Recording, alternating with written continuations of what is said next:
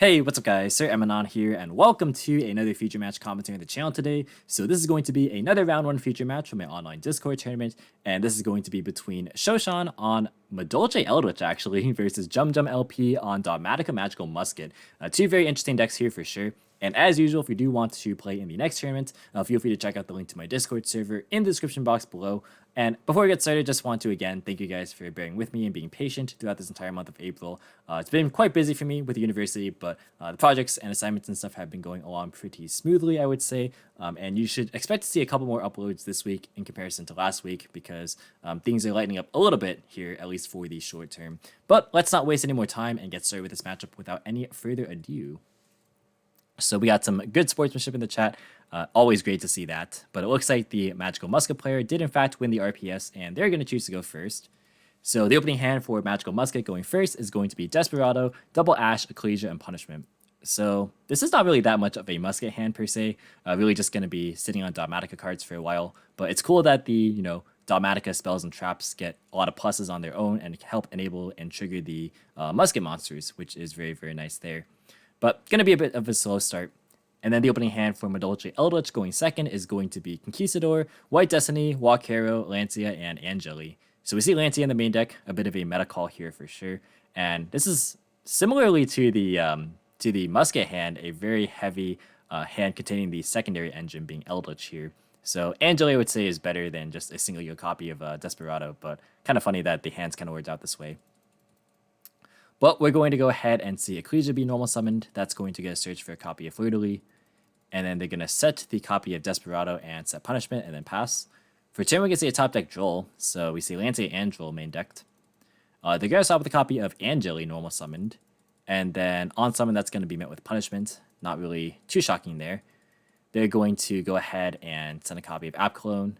And they're going to use the App Clone effect. So that is going to resolve, grabbing a copy of Schism to hand, and then going to pitch a copy of Ash. Why discard Ash? Because of the App Clone there. Going to go ahead and set 3, and then pass back. For turn, we're going to see a top deck Starfire, so that unlocks the Musket portion for sure, because this tutors for any of the Musket monsters, so pretty solid. Schism can also help trigger this, so that Desperado might be used at a later point, which is important to note. They're going to go ahead and normal summon the Starfire, and then go into battle phase, attack for some pretty good damage, unless if they decide to use a trap monster. Walkero is going to be the pick here, so they're just going to use that to block. Main phase 2, they're going to switch the Ecclesia to defense position, and then set Schism, and then pass. For turn, we're going to see a top deck Call by the Grave. This could be good to maybe deter the Schism, or just stop it outright, because there is only one Shadal name in the graveyard currently, so that could definitely come up. They're going to go ahead and flip up Schism in the standard phase, obviously not using the effect, but that will trigger the Starfire to summon from the deck, and that's going to summon a copy of Caspar. And then looks like in main phase, they're going to use Conquistador just to bring itself out to the field, and then go to battle phase, they're going to attack into the Starfire. And then main phase 2, they're going to set Call by the Grave, and then pass. Pretty interesting that they put it in the Caspar column, because even though there is a Speller Trap in the zone that they could use to proc the Caspar itself, this, if the call by has to be used at some point, that would give the opponent some additional pluses. But gonna draw Desperado for turn, and then they're going to link away the Caspar, so that point was entirely moot.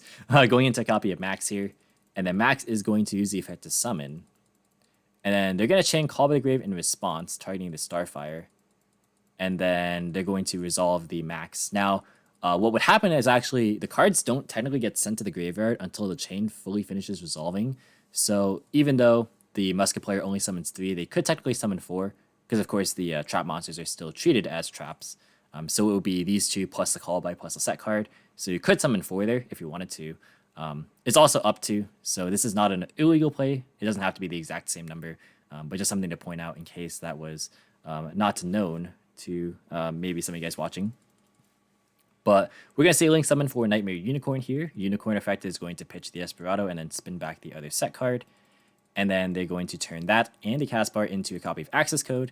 And then on summon, Access Code is going to gain 3k attack. And then they're going to use the other effect. That's going to pop the Walkero by banishing Max. But just kidding, because on Resolution, after the Access Code first effect, they're going to use Lancia to prevent banishing. So that is going to prevent any potential game shenanigans this turn, because this plus Fleur-de-Lis plus the Kid Brave would have definitely been game. So they're going to use Schism here. That's going to banish the App Clone and the Cast Bar, and then summon out Construct. Yeah, I think that Call by the Grave probably should have been used on the App Clone at some point. I mean, if it was used during the main phase, then they could just chain the Schism. But maybe if like use it on draw or standby phase. But then again, it was in the column of the cast bar, so that also made things tricky. So I feel like this could have been prevented for sure. But Construct comes out, that's going to send away the Conquistador, and then they're going to use Desperado. And this actually is going to be game anyways. They're going to go ahead and summon out Fleur-de-Lis, and then that's going to be game. Because even though the Construct can't attack directly, the rest of the monsters certainly can. And that is going to spell the end of game number 1 here in just a moment, looks like. Yep, and that is going to be the Magical Musket deck taking game number 1 with a bit of a slow start.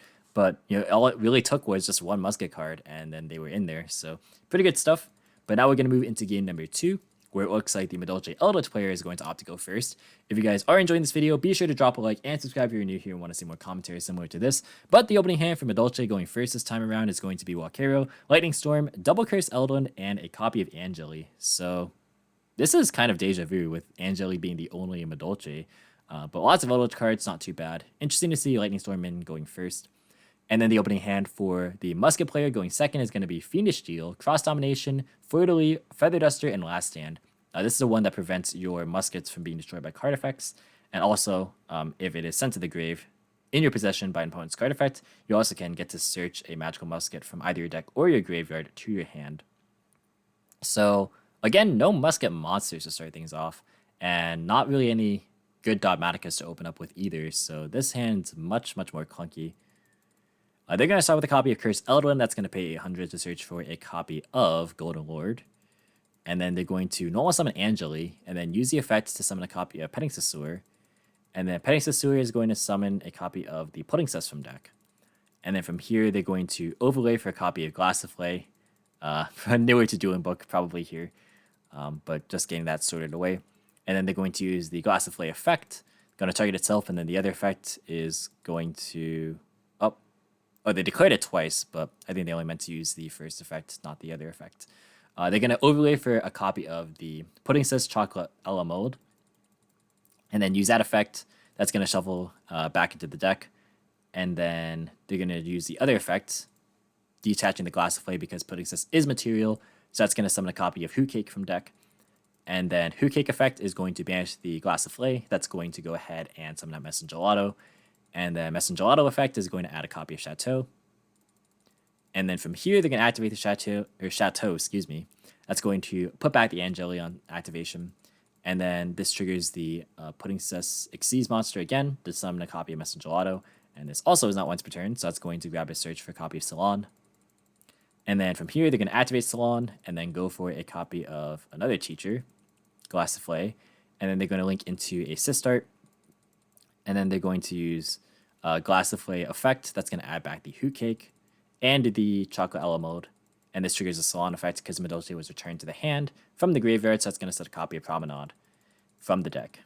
And then they're going to set the Walkero and then pass. So this is pretty good. I think they maybe could have done more with the Eldritch stuff, perhaps. They could have, like, Lord sent away Cursed Eldland, and then Eldland sent away a Golden Land, and then set Scarlet, so that would have been an additional Walkero, potentially. That might have been pretty decent. Just making sure. Yeah, they would have to do that prior to Sistart being on the field pointing to a Madolche monster, because it actually prevents both players from targeting your spells. Oh, no, it's just Madolche spells or traps. I lied. Okay, so you can still use the Cursed Eldland, or do the Cursed Eldland play. But regardless, we're going to see a top deck Kid Brave here, which is kind of what was needed to unlock the hand, honestly. They're going to start off with the Kid Brave, and then they're going to summon the Fleur-de-Lis from hand, and then go into battle phase. They're going to go into attacking a Sistart, forgetting about the Chateau boost, I think. Sistart, yeah, it doesn't actually have to protect anything because it's not going to die by battle. Because, yeah, Chateau. And then looks like, okay, so in damage step, they're going to use Cross Domination to try and salvage just a little bit.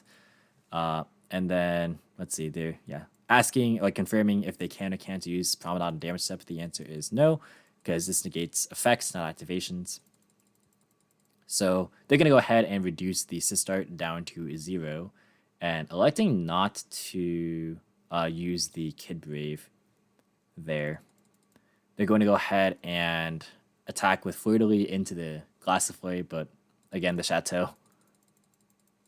Yeah, I think he just totally forgot about the Chateau there. But main phase 2 going to go into the Magical Musketeer Max. That effect is going to activate, and then they're going to chain Promenade to negate it. But then the Last Stand is going to come down. That's going to negate the Promenade. And then, they should resolve the Magical Musketeer Max. So we're going to summon out the Starfire and the Caspar and the Kid Brave. Does this specify spell and trap zone? Spells and traps. So it does indeed count the Chateau, I do believe. I'm fairly confident. So yeah, and unlike last time, the Last Stand does in fact destroy the Promenade specifically. So say this like Chateau wasn't there and there were only 3, then you would actually only be able to summon 3. So that's like a distinction from game number 1.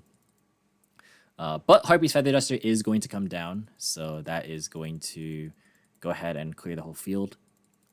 And then choosing not to use Curse Eldon there. Caspar triggers because the Feather Duster was used. And then, oh, just kidding, Eldon is being used. Alright, so gonna go ahead and send Conquistador, and then going to search for Dancing Needle off of the Caspar. And then from here, they're just gonna pass. End phase, they're gonna activate Conquistador and the Walkero. That's going to banish to set a copy of Scarlet and White Destiny from deck. And then, yeah, gotta put them in the zones where the muskets aren't at right now. For turn, we're gonna see a top deck Petting Saussure. Going to go ahead and activate Glass Soufflé. That is going to target itself, it looks like. And then the other effect is going to shuffle back Pudding Sus and Messenger Gelato. And then Lord effect is going to activate. That's going to send itself and the Cursed Eldland, targeting the Kid Brave. Then Lord in Graveyard is going to send away White Destiny. That's going to add itself back. Will it be special summoned? The answer is yes. Looks like, yeah, trying to put the token but misclicked there. Going to use White Destiny's effect in Graveyard. That's going to set a copy of Conquistador. And then, yeah, a bit newer to Dueling Book, but it's fine. It's a bit clunky to use at first if you're newer to it. But they're going to go for the Pudding Sis Chocolate a la Mode. Again, the one that was put back, presumably. And then they're going to go for Fiendish Steel in response. So, that was in response to the Promenade in Graveyard. I actually did not see that. So yeah, this has a Graveyard effect as well. You can banish it from Grave, target a Madolche exceeds you control, and then attach a Madolche monster from your deck, grave, or hand to it as material. So they're going to elect to put the Pudding Sis underneath it, the one that was shuffled back off of the Teacher earlier. Caspar triggers off of the Fiendish Steel here in a new chain. That's going to search for a copy of Desperado. And then from here, on resolution, Desperado is going to pop that Chocolate a la Mode. And then that triggers a Starfire in the process, which will summon a copy of Kid Brave from deck. And then from here, they're going to commit their normal summon to Hcabe, since that was not used yet. That is going to go ahead and banish the Sistart. Yeah, the banishing is not the banishing is not a cost, but the targeting is a requirement for activation. But we're going to see a Messenger Gelato be summoned from the deck, and then Messenger Gelato effect is going to search for a copy of Salon.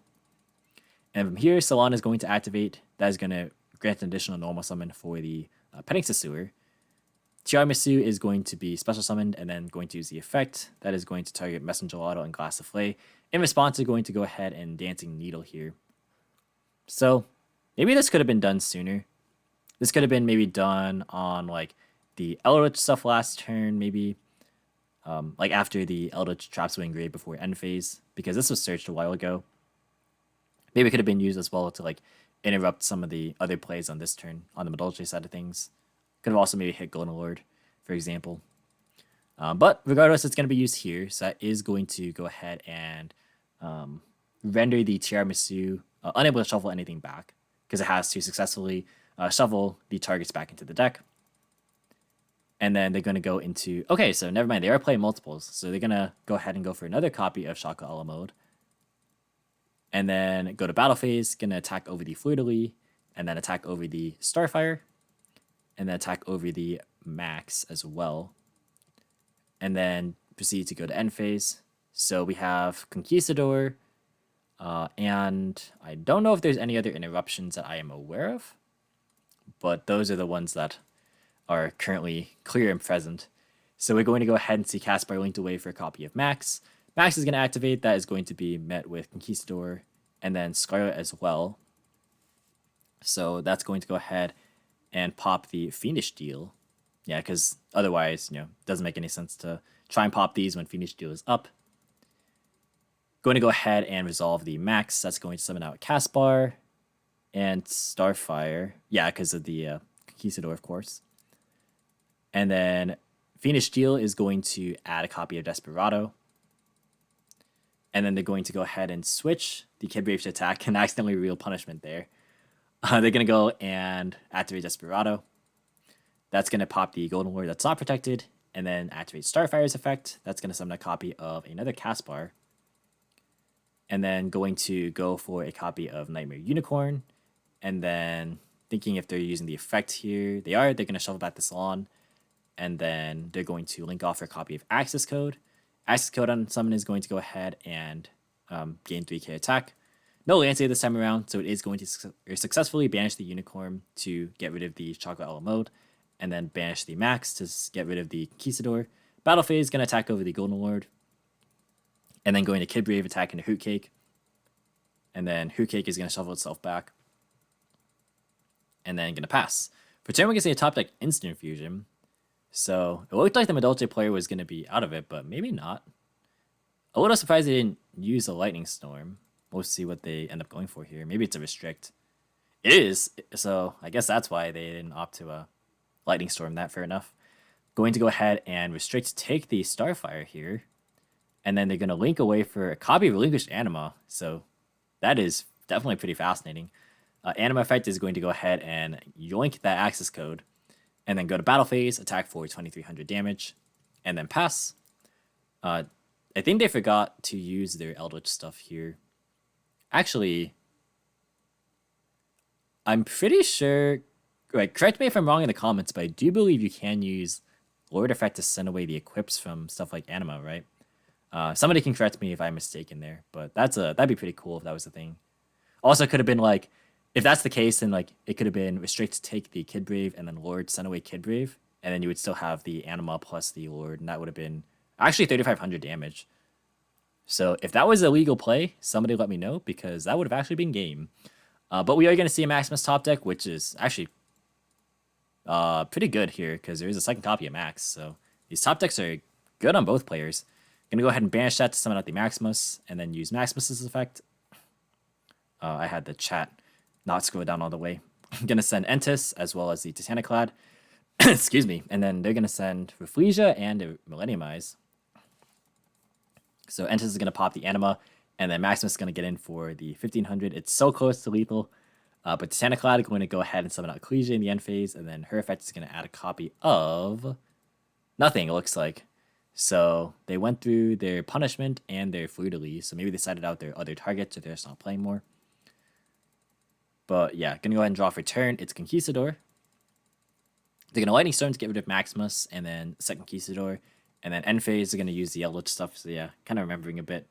Oh no, that's not end phase actually. I lied. They're using a Scarlet, so it's going to be in the main phase here. So that's going to go for Walkero. And then Effective Lord Engrave says, you can tell I'm not used to Eldritch. Yeah, fair enough. I mean, especially like if it's your first time in Dueling Book as well, it could be hard to adjust to the simulator and remember all of your card effects if you're not like familiar with DB, because it is a little bit clunky at first. But Lord Effect is going to go ahead and summon itself, and then it's going to attack into the Ecclesia. That's going to clear it. And then they're going to pass end phase, resolving the Conquistador and Scarlet. So there is 2 Scarlet and a Conquistador set. Pretty good. We're going to go ahead and see a top deck Monster Reborn. These top decks keep on coming. It might be a bit too late, though. Going to go ahead and activate Reborn. That's going to bring back the Thousand Eyes Restrict. But Conquistador is going to use the effect on Summon. And that is going to spell the end of game number 2. So that was a lot of grinding and back and forth there. But Madolche Eldlich taking that one. So now we're going to move into game number 3. the all-important Game 3, as some might call it. But just before we get started, I want to shout out my patrons as usual. So thank you all for helping to support the channel and the content. The long-form and consistent content is made possible thanks to you guys. And if you do want to help support the channel via the Patreon, feel free to check that out in the description box below. But the opening hand for the Madolche player going first is going to be Nadir Servant, Forbidden Droplet, Starfire, Cosmic, and Desperado. So here is a much better hand for sure. You got a Musket plus Nadir Servant to help be able to enable it. Definitely good, and has a bevy of very strong supportive defense cards. I'm not really sure if there's a great way to go into Ecclesia or like to summon Ecclesia on the first turn, like after you go for your Nadir Servant, but maybe we'll see it. And then the opening hand from Madolche Eldlich going second is going to be Promenade, Mageline, Salon, Ash, and Angeli. So no Eldlich cards, just pure Madolche. We're going to go ahead and see the Starfire be normal summon, and then they're going to activate Nadir Servant. And they're actually going to choose to not Ash this. Pretty interesting. Maybe they're holding this for the max later on, which is fair, because this card is mega plus. Like Nadir Servant already is a lot of pluses, but like max is pretty crazy. So definitely not the, definitely not like a bad choice maybe to like hold it. Although I think I would probably still negate the Nadir Servant. What do you guys think? Do you guys think you would negate the Nadir Servant straight off, or would you wait until the max? Let me know in the comments. But anyways, we're going to see a Starfire summon out a copy of the Caspar. And then Abclone as well is going to trigger in the same chain. So that's going to add Schism and then ditch the copy of Schism. They're going to then Maximus. All right, so they're not going Ecclesia, actually, which makes a lot of sense. I totally forgot that we saw Maximus in the other games already. But Maximus is going to go ahead and banish the Abclone. And then Abclone effect is going to go and send Construct into Titanic-Clad. And then they're going to send Carbonala Warrior as another instant fusion target. So they're playing 3 instant fusion targets. That is quite a lot. I guess, you have a fair amount of space in the extra deck, especially if you are playing Prosperity. You might as well, I guess, just play some utility cards, although 3 instant fusion targets is quite a lot. But we are going to see Construct add back the Shaddoll Schism. They're going to set Schism and Construct, and then go and end phase. They're going to Ash the Titaniclad. Yeah, if you're going to Ash the Titaniclad, then you definitely probably should negate the Servant there. Yeah, I think that they realized that it probably should have been used at an earlier point. But that's why we're here to learn from experience, right? So definitely a good thing to go over your replays. Whether you win or lose, you can always learn something. But we are going to see Cosmic come down in response to the Madolche Salon in the main phase 1. So that should be banished. We are going to see Caspar being activated. That's going to search for a copy of Dancing Needle. And then they're going to normal summon the Hoot Cake and then use Hoot Cake's effect. They're going to target Carbonala Warrior, and then they're going to chain Schism in response. So that's going to banish the Titaniclad and the Construct to summon out Winda. And then going to summon out Messenger Gelato off that. And then Gelato and Starfire both trigger. So that's going to summon a copy of the Kid Brave. And then Messenger Gelato is going to search for a copy of Chateau. And then from here, they're going to go ahead and activate Chateau. And then set Promenade. And then go to Battle Phase. Hoot Cake attack. But they're going to use Desperado to actually pop the Chateau. So that's going to clear both the Chateau and the Hoot Cake, because now the Kid Brave does get over it. And Hoot Cake is going to shuffle itself back. And then they're going to go and attack with Messenger Gelato. And then they're going to pass. Looking pretty good for the Musket player for sure. For turn, we're going to see a top decked Dock, which is quite good when you go through, or when you've gone through some of your Muskets already. Going to be linking off 3 monsters into a copy of Selene, because the Winda and the Maximus are spellcasters.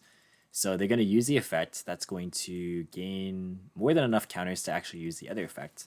So now we're going to use Selene effect. That's going to bring back the Maximus. And then we can use Maximus here if we want to, but it looks like that's not going to be the case. Going to be going ahead and linking for a copy of Access Code. We've seen this every single game, actually. Access Code is going to gain 3k, but on resolution, we're going to see Promenade to negate it. And then bounce back the Messenger Gelato, I believe that was on the field. They're then going to normal summon Dock and then use the effect of the copy of Maximus. That's going to send away 2 and then go and send 2 more from the extra. Battle phase is going to attack for 23 and 14. So sizable amount of damage. And then they're going to set a copy of Droplet and then pass. For 2, we can see a Conquistador. A little bit too late in the Eldlich package here. So they're going to go and normal summon the Angeli, and then use the effect that's going to summon out a copy of the Petting Sasur. Interesting that they got rid of the Winda. They were trying to go for game, but the Promenade did put a stop to that. they're going to go ahead and in response to the Petting Sasor, they're going to actually Dancing Needle here. So it's going to target Angele, Promenade, and Glassiflay. And then chaining to that, they're going to go and Droplet, sending away the Dancing Needle. That's going to go and negate the Petting Sasor. So, yeah, there was no target for the Promenade and the Graveyard effect. So everything resolves, and then they're going to go and add back the Desperado. And then they're going to go in second Conquistador, and then pass. Top deck's going to be another copy of Dancing Needle. I do wonder if this is like main deck, as in like multiple copies are in the main deck here. It is, after all, basically aerial, right? But at the same time, sometimes having too many muskets can clog. So I wonder if like more are sided maybe for matchups or various different matchups. Could be interesting. They're going to use Maximus here. That's going to send away 2. They're on the Gustav stuff, or maybe it's just Gustav, but I would assume Gustav and Liebe for the times where you get 2 lords on the field. But they're going to send a double Entis, so that's going to pop both of the back row, and then going to go to battle phase, and that is going to be the end of the match, I do believe. So that is going to be it. Madolche Eldlich actually is going to fold to the Musket player 1-2. So very good stuff, actually. Quite a lot of back and forth for sure. Lots of interaction. Definitely a lot of different plays going on. I'm not super familiar with both of these decks, but from what I could tell, I think this is a pretty good demonstration of what the decks are capable of doing. And that's going to be it for the video here. So thank you guys so much for watching. Hope you enjoyed. If you did, be sure to leave a like as well as any thoughts or feedback in the comments. Subscribe for more informative and competitive review content. If you want to, you can follow me on all social media platforms or support me with the links in the description as usual. And until next time, I'll catch you in the next video. See you guys.